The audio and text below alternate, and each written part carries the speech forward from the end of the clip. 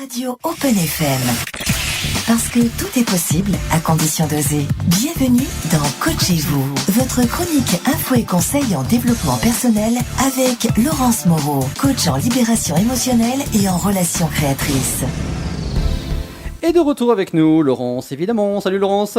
Eh bien, bonjour Sébastien, bonjour Maxime, bonjour mesdemoiselles, bonjour mesdames, bonjour messieurs. Comment allez-vous depuis la semaine passée? Bah écoute bien. Ça va nickel. T'as survécu une semaine, donc c'est bien. Voilà. C'est toujours là. Maintenant c'est la routine. C'est ça. Voilà. Il est à la maison comme toi. C'est bon, c'est dans les habitués. Ça va, tu prends tes marques? Je prends mes marques tranquillement. Et c'est plutôt pas mal puisqu'on va parler justement d'être bien dans son travail aujourd'hui. C'est ce que tu nous avais dit en tout cas. Tout à fait. On va parler aujourd'hui d'un sujet dont on parle beaucoup et qu'on entend beaucoup, mais un petit peu comme le monstre du Loch Ness. Tu vois, tout le monde en parle, mais personne ne l'a jamais vu. Ça s'appelle qualité de vie au travail. Alors, qualité de vie au travail, ça reprend beaucoup de choses. On va un peu distinguer qualité de vie au travail et bien-être au travail, parce que c'est déjà deux domaines un peu différents. Et voir dans quelle mesure, alors déjà, qu'est-ce que c'est, et dans quelle mesure c'est applicable ou pas en entreprise, mais aussi quelle est ma part de responsabilité, moi, en tant que salarié, ou moi, en tant que chef d'entreprise, dans le bien-être au travail de mes salariés, et surtout, à quoi ça sert d'être bien au boulot, parce que, dans l'absolu, hein, voilà. Et pourtant, ça a une importance, tu vas nous le... Et pourtant, ça a une Alors, importance. qu'est-ce que c'est que la qualité de travail, déjà? Alors, c'est ça, qu'est-ce que c'est? Si je prends la définition exacte, c'est quoi? Ça désigne et ça regroupe sous un même intitulé les actions qui permettent de concilier à la fois l'amélioration des conditions de travail pour les salariés et la performance globale des entreprises.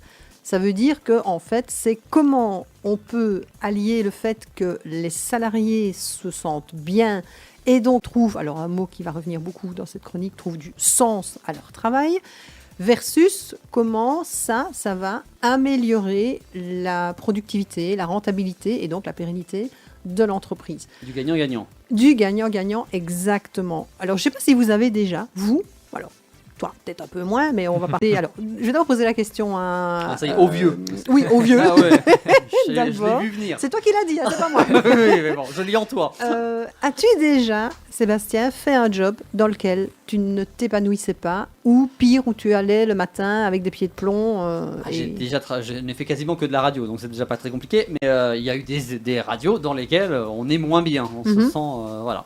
Autant ici on est en famille, on s'épanouit, on vient avec plaisir, autant il y a des fois... Quel impact ça avait sur ton travail? On n'a pas envie de le faire, tout simplement, et on est moins investi, et donc je suppose que voilà, effectivement, le rendu pour la boîte est moins bon. Et moins bon. Je me tourne maintenant vers la nouvelle génération. Bien sûr. Je suppose que dans ton parcours scolaire, tu as déjà eu des cours où tu n'avais pas trop envie d'y aller. Ah bah bien sûr, c'est sûr. Par exemple? Ça va clasher, mais le français. On ne citera aucun prof. Voilà, non, mais bien sûr que non. Mais... On va dire en globalité. C'est ça. Voilà. En général, français-histoire, je ne sais pas pourquoi, mais ça sort tout de suite. Quoi. C'est quand même très rare, à part quand tu as quelqu'un qui fait des études de lettres. Mais... Et pourquoi, qu'est-ce que ça te faisait? Et dans quel état d'esprit tu étais quand tu étais devant la porte du cours de français? Pas forcément envie d'y aller parce que c'est pas une matière qui m'intéressait beaucoup en fait, donc du coup c'est pour ça, donc j'avais pas, pour moi ça semblait pas utile en fait, alors qu'en fait totalement c'est utile, hein, mais pour moi avant du coup c'était pas spécialement utile du coup. Ok, alors merci de me dire ce mot-là, parce qu'en fait quand derrière utile il y a le mot que je disais tout à l'heure, il y a cette notion de sens. C'est quoi l'intérêt de pouvoir conjuguer le verbe être? De pouvoir savoir que le complément d'objet direct... On t'a dit qu'on n'aimait pas le français. Voilà. De savoir qu'un mot peut revêtir 10 interprétations différentes. C'est clair que quand on est étudiant ou quand on n'en voit pas le sens, on ne peut pas être motivé à faire quelque chose qui pour nous n'a pas de sens.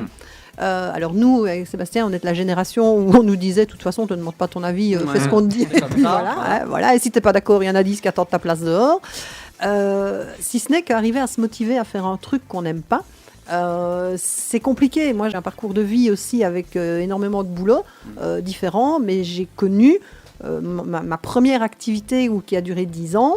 Sur la fin, je partais le matin, je pleurais. Je partais le soir, je pleurais en rentrant. Tellement ce boulot me pourrissait la vie. Et aussi bien le boulot que l'ambiance, enfin, le tout. C'était vraiment un tout. Et c'est là de se dire à un moment donné, comment je peux faire, moi si je suis chef d'entreprise demain, comment je peux faire pour que mes salariés se sentent bien, mettre en place des choses pour leur montrer d'abord qu'ils ont un intérêt dans ma boîte autre que simplement tu viens, tu bosses et tu me ramènes de l'argent, voilà, et si possible tu me coûtes pas trop cher, quoi. Mais aussi comment je peux les impliquer. On parle de motivation, on me dit les gens ils sont pas motivés. Alors déjà, diagramme de potentiel, c'est très complexe, mais on ne peut pas savoir si quelqu'un est motivé ou pas, parce que la motivation, elle est totalement intrinsèque. Je peux juste voir comment la personne est concentrée sur son activité. Deux choses différentes. Mais comment je peux, moi, essayer d'aller justement donner de la motivation à quelqu'un si je ne sais pas et si je ne comprends pas ce dont la personne a besoin, et j'en reviens à mes émotions, à mes besoins, je vais vous pourrir la vie jusqu'à la fin de l'année avec ça, c'est la base de tout. Tu disais tout à l'heure, Sébastien, oui, j'ai des boulots où c'était un peu moins sympa. Ça aurait été quoi ton besoin dans ces boîtes pour que tu trouves justement beaucoup plus d'entrain à travailler? Qu'on n'était pas sur le même objectif. Voilà. Moi, je suis un animateur, je travaille pour l'antenne et ils avaient d'autres envies comme financières, il fallait faire rentrer de la pub, etc. Donc voilà, c'est pas mon travail. On n'avait pas l'impression de travailler pour la même chose, d'aller dans le même objectif. C'est ça. Donc déjà, ça, c'est une des premières choses. C'est d'être sûr qu'on va dans la même, qu'on a la même vision de l'entreprise ou la même vision du travail. Alors, avoir la même vision que le prof de français, c'est complexe, oui, je te confirme. Mais bon, voilà. Là, il faut suivre le sien. C'est ça. Voilà, je confirme. Alors là, moi, j'ai tous mes profs de français qui sont en train de s'aligner dans ma tête. Et la dernière, j'ai surtout ma belle-sœur que j'adore, qui est prof de français. Que j'aime et que j'adore, mais que voilà, excuse-moi Lara, mais c'est vrai que c'est pas les profs en général les plus ouverts d'esprit, allons-nous dire. Parce que justement, c'est cette notion de, et c'est logique avec les langues, c'est comme ça et c'est pas autrement. Voilà, c'est autant les sciences, j'ai cru comprendre que tu étais passionné de sciences. Les sciences, ça s'explique et on peut comprendre.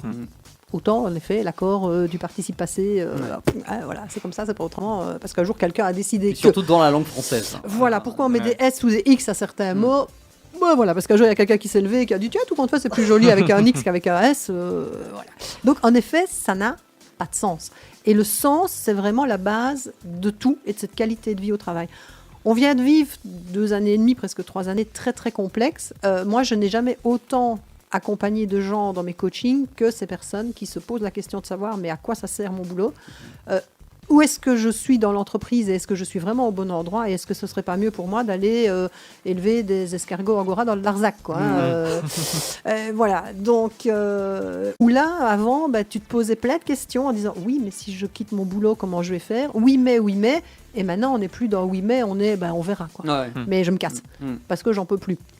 Donc c'est clair que par rapport à l'entreprise, c'est là la paye aussi. Avant, le salaire était toujours le plus important. Aujourd'hui, c'est plus du tout ça. Plus du tout. Et d'ailleurs, la jeune génération est là. Et si je demande à Maxime, demain, si tu as le choix entre un boulot où tu es bien payé et où tu vas t'ennuyer comme un rat mort, ou si tu as un boulot où tu es un peu moins bien payé, mais où par contre tu vas t'éclater et où tu vas pouvoir respecter tes valeurs, tu choisis lequel ?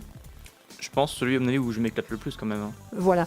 Les jeunes veulent le confort de vie, être à la campagne, pas de stress. C'est tout ça qui est important. C'est tout ça. Et ça a un impact évidemment sur le rendement. Parce que mettez des salariés qui viennent avec des pieds de plomb, qui ne s'amusent pas au travail, on se comprend. Et quand bien même, oui, on peut très bien s'amuser au boulot. Mais qui surtout sont investis. Mais vous allez réduire, si vous arrivez à leur donner cet investissement et cette motivation, vous allez réduire déjà tout ce qui est absentéisme. Vous allez réduire tout ce qui est perte de motivation et autres. Et puis surtout, les gens vont vouloir s'impliquer pour pouvoir faire tourner la boîte et vont créer une bonne ambiance. Et la bonne ambiance fait que on peut justement, à plusieurs, quand on arrive et qu'on est content de voir ses collègues le matin, c'est autre chose que de raser les murs pour pas les croiser, quoi. J'ai assisté la semaine passée à une conférence avec Stéphane Diagana sur le sport en entreprise. Et là, tu dis, sport en entreprise. Ah non, et quand on était à l'école, on avait les journées sportives, c'était l'enfer, quoi. Et moi, j'adorais. ce truc où tu peux faire du kayak avec ton prof, où tu peux foutre ton prof de français dans c'est vrai. l'eau. C'était quand même le top du top, quoi. Ou faire un plaquage sur ton prof de maths, enfin, j'en sais rien. Il faut quand même voir le sens derrière, quoi. Et c'est important parce que il revenait aussi sur cette notion de un salarié ou un chef d'entreprise, parce que tout ça s'adapte évidemment aussi au chef d'entreprise, qui est bien dans sa peau, qui est bien dans sa tête, sera bien dans son job. Tu disais l'alternance vie privée, vie professionnelle. Là, je viens plus sur le chef d'entreprise ou sur l'indépendant. Comment j'arrive à un moment donné à concilier les deux ? Alors non, j'ai pas assez de temps. Ouais, je sais, mais sauf qu'il y a un adage qui dit si tu prends pas le temps, un jour c'est le temps qui te prendra, quoi.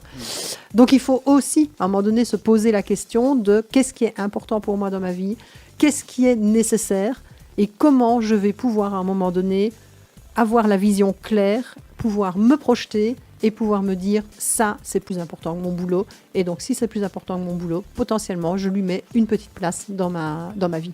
Oui.